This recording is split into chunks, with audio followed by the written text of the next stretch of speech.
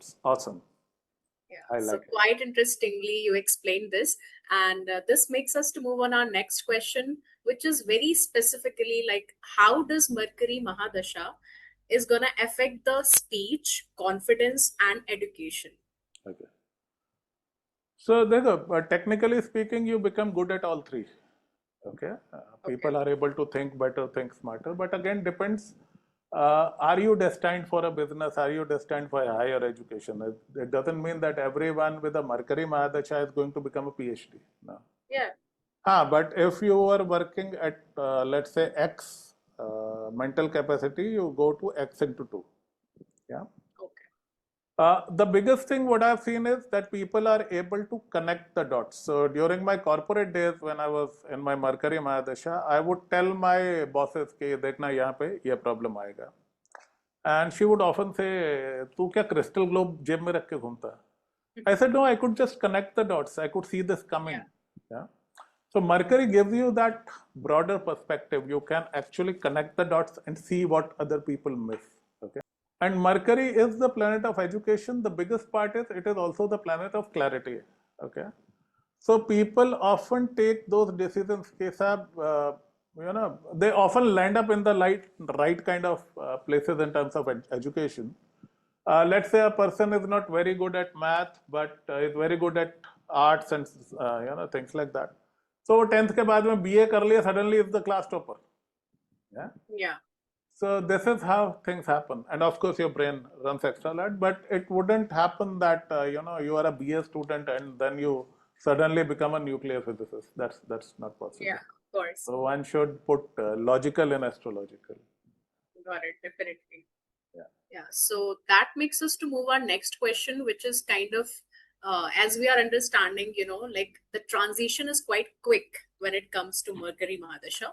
So does Mercury Mahadasha bring sudden wealth and business success? No.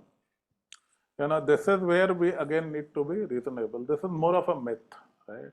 Okay. If your brain is working properly, you would be able to analyze things proper and make right kind of decisions. Now, would you be very rich? Not necessarily. If you have, a difficult wealth-related placements, you will earn slightly better, but you won't earn a lot. If you are destined to run a business, you will do very well. But if you are destined to do a job, my entire Mercury period, I did jobs. Okay. Right? Because Mercury was also the 6th lord. Oh. A lot depends on the chart. 6 is the house of service. So you need to serve somebody. So while I was at my smartest, it wasn't in the service of my own business. It was in the service of a very big corporation. Understood. Yeah. But yes, your ability to think, your ability to focus, your ability to analyze, connect the dots and look at the bigger picture, it lets you make the right decisions. And when you make the right decisions, life is good, right? Decision making is the key to success. Hard work is the key to failure. Good decision making is the key to success. Definitely. Yeah. So now moving on to our next question, that is regarding like, how do I know if Mercury Mahadasha is benefic or malefic for me? So how can I know about that? Okay. It cannot be randomly said कि इसका Mercury अच्छा है, इसका खराब है. It's a benefic. Okay. Benefic number 3. Guru, Shukra, Mercury, these 3 are benefics.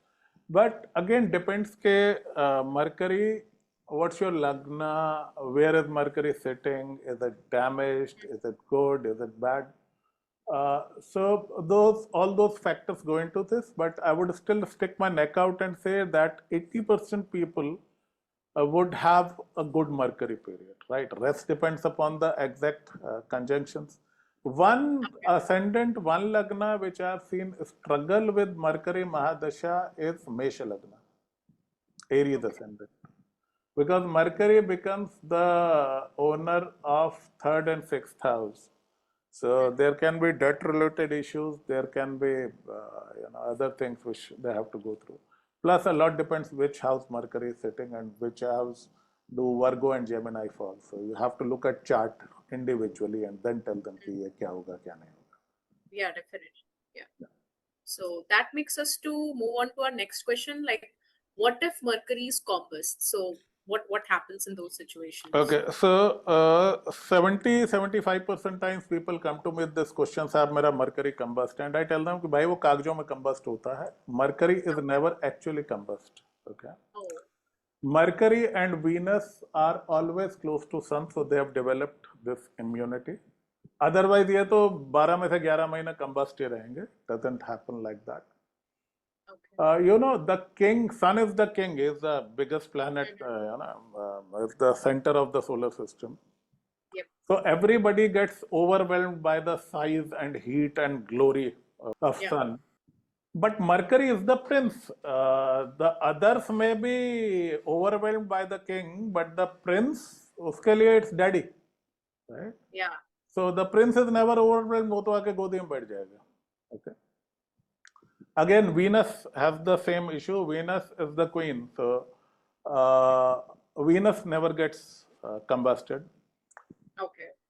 Many people have a combust Mercury, but it always gives. I have personally, I have a combust Mercury, and I've done okay in life, and I was a decent student. And, I had my struggles, but in Mercury period, I was really sharp. So I don't think it gets combust. And my guru also wrote it in his book, Parash Trivedi, that Mercury never gets combusted. So that's the seal of truth.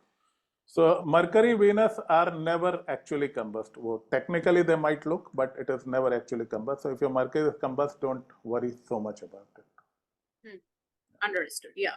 So now coming on to the question, like what happens in Mercury-Rahu or Mercury-Ketu and Mercury-Shani period? So what happens in these all periods, if you can explain? So Yeah. So, you know, these three are the supreme malefics. It is said that sorrows of humanity was divided between Rahu, Ketu and Shani. Okay, so these are the punishers.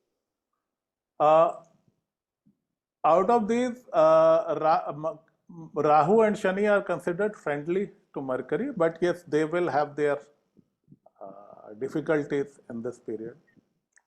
Nobody has a perfect Rahu, Ketu or Shani period, no matter who you are. yeah. So Mercury Rahu is, you know, it appears to be a good period. I do not consider it a great period. Particularly depends how Mercury is sitting in relation to Rahu. Okay. You know, Rahu corrupts Mercury, right? Because your brain is working very fast. See, imagine a genius and his friend is a gangster. When these two come together, it's a scam. Okay? Yeah, definitely. So I have seen these people get into unethical things and things which they shouldn't be doing, or things which they do for material gains, or they get into things where their soul doesn't agree, but their brain says no, no, kar lo, that's profitable. So they do it and then they suffer.